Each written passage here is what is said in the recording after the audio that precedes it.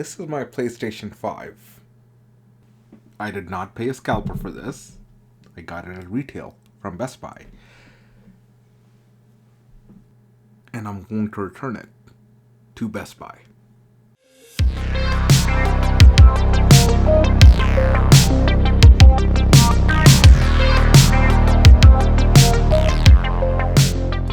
Alright, so let's talk about this.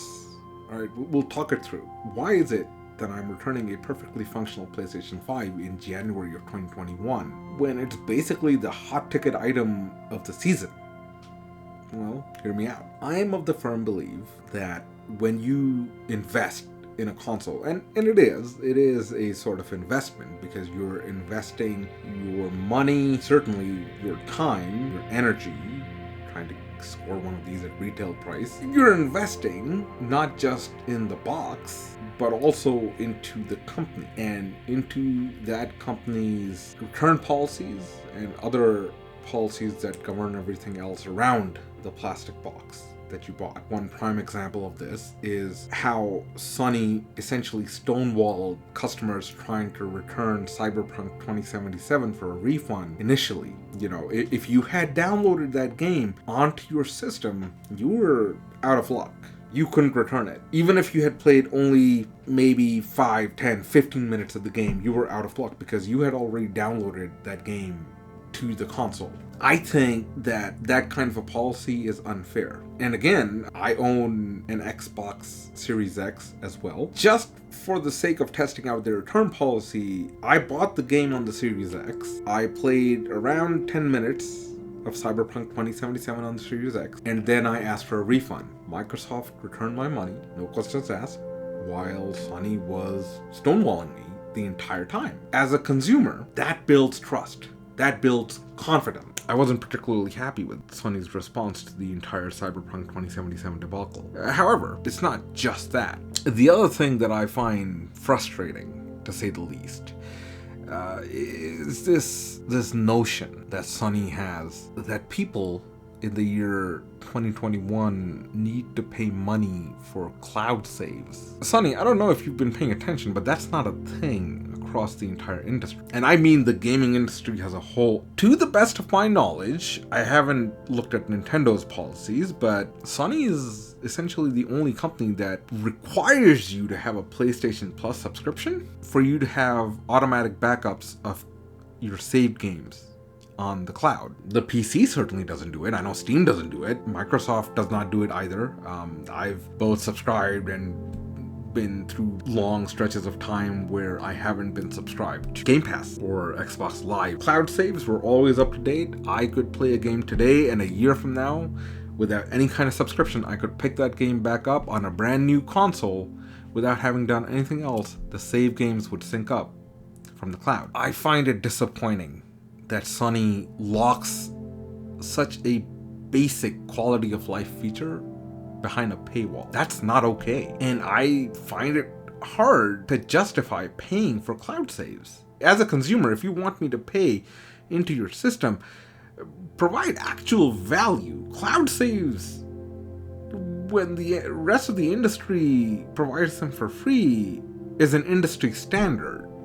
And Sony locking them behind a paywall is quite frankly them not following industry standards because they can. And that's not okay. I take issue with that. This refund policy where if you've downloaded a game onto your console, well, that's it. You're out of luck. You can't get a refund.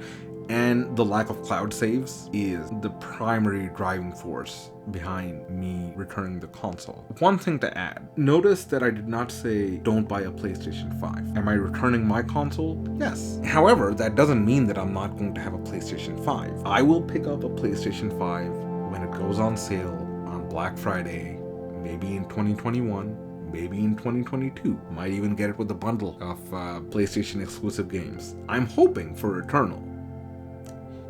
Did I pronounce that right? Returnal. Hold on. Returnal. Okay, yeah, so I guess I did pronounce it correctly. Either way, my primary gaming machine is going to be the Xbox Series X going forward. Even when I do buy PlayStation 5 at some point in the future on sale, I don't think I'd be paying for PlayStation Plus, because I don't see the value proposition, at least as of the filming of this video. I don't think PlayStation Plus provides enough value for the consumer. Better value proposition is the Xbox Game Pass, and if you want to argue about launch game lineups, the PlayStation 5 does not have as many games as the Xbox does. I mean, come on, the Xbox is almost fully backwards compatible with certainly Xbox One X games, Xbox One games, Xbox 360 games as well. Microsoft, please, for the love of all that is good,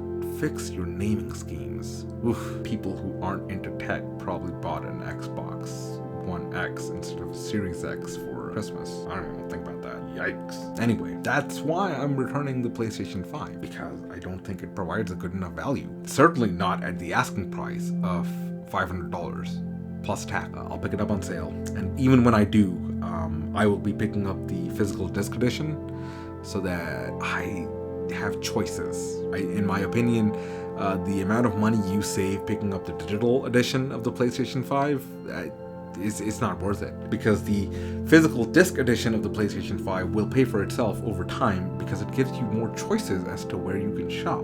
You're not locked in to the PlayStation Store,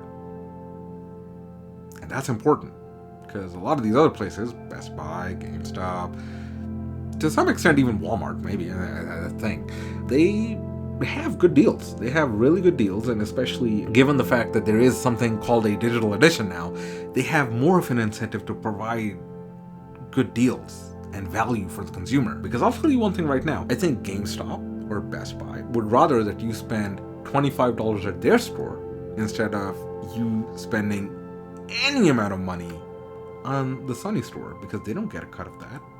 Right? Exactly. Those are my thoughts. Anyway, I just wanted to say thank you for watching. Like, subscribe, and all that good stuff. And yeah, I will see you next week with another video. Hope you have a fantastic day. And this has been your Redacted Voice.